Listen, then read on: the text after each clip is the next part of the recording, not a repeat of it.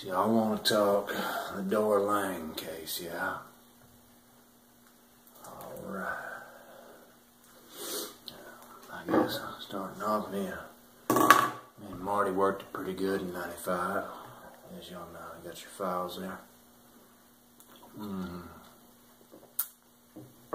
Yeah. Yeah, it was a fucked up scene altogether. That whole, cult, the fire, the antlers, shit. Marty, he didn't know what to fucking think of it. He never seen anything like that in his life.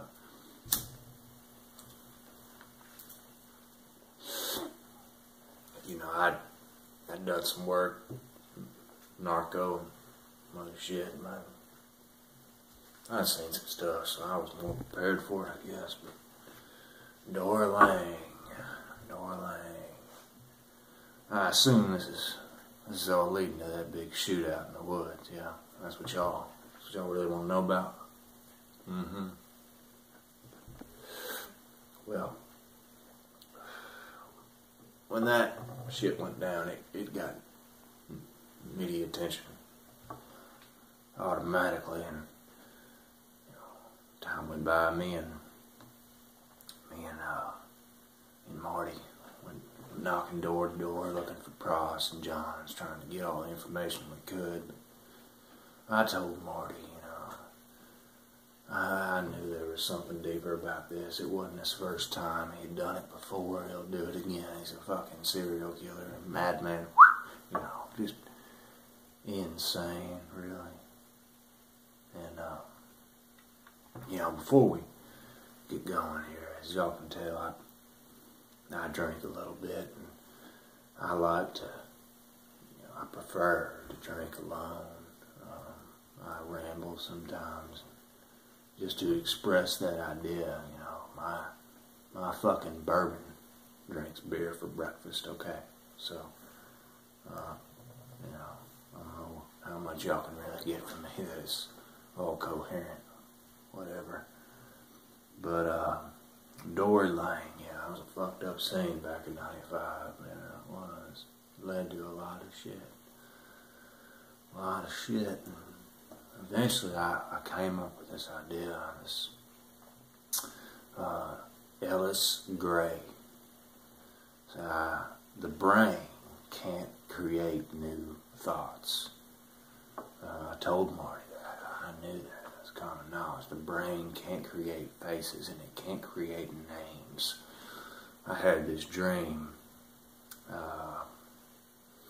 Ellis Gray was the dream. I was at a wedding in the dream.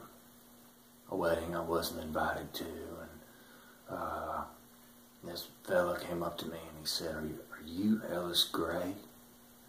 And I said no. I woke up, but I knew that meant something. I was fucking tapped in.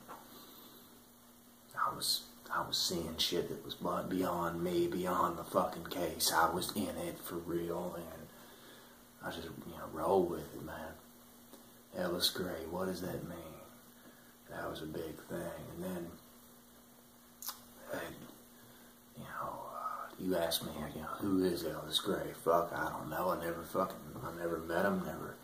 I've never even thought the name Ellis Gray was Ellis Gray. I've heard those names before, but never together. It was something my brain did to me. And then eventually it led to nothing, but over the course of time, I think maybe perhaps I misinterpreted what I heard in my dream. Maybe it was not Ellis Gray, the name.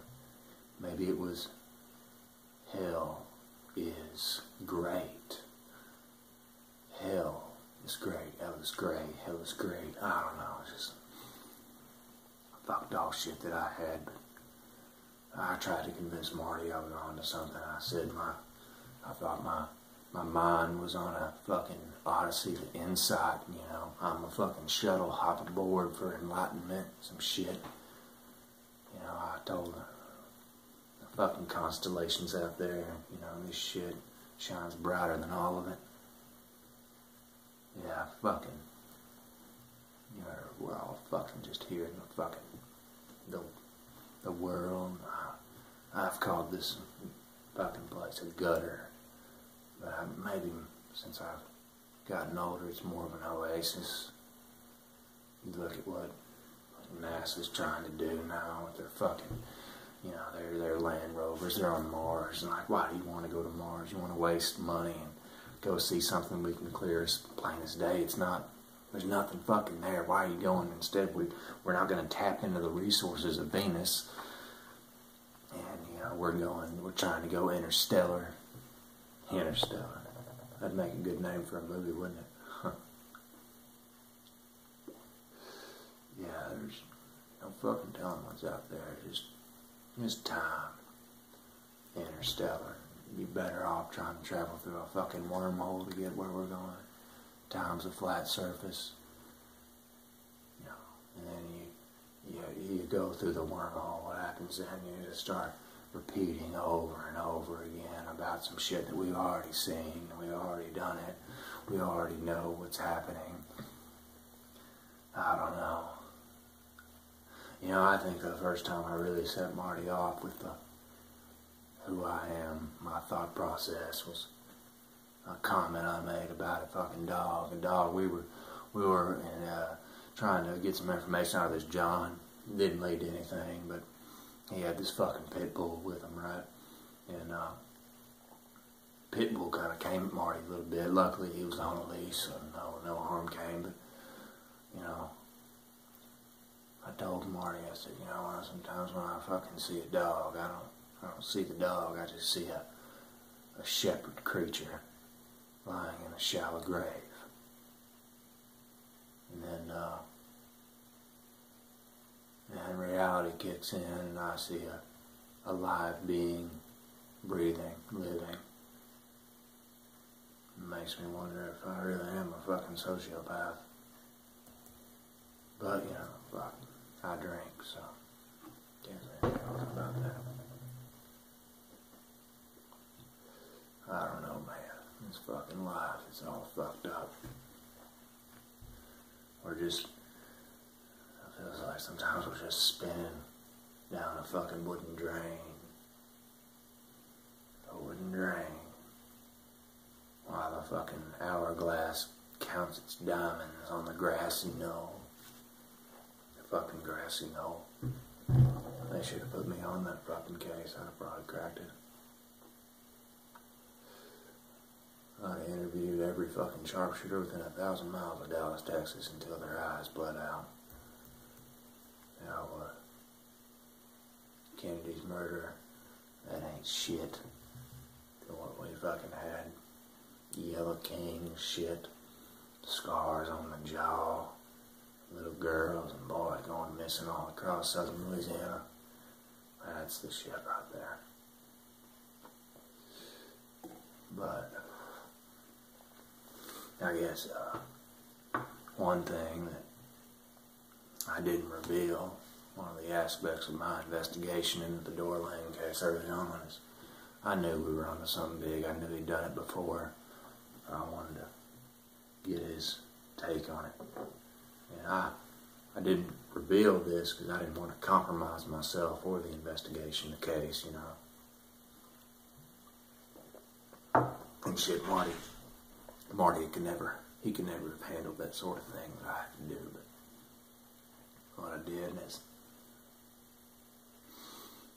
after Dora Lane was laying in the morgue for 2 days after they done the autopsy and all that, I went back at night alone. I had intercourse with the corpse, sex with the victim, I wanted to get a perspective. I wanted to feel what he wanted, what he needed. And was it beneficial to the case?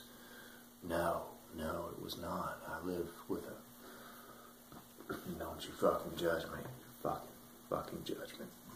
But I did at the time what I thought was right.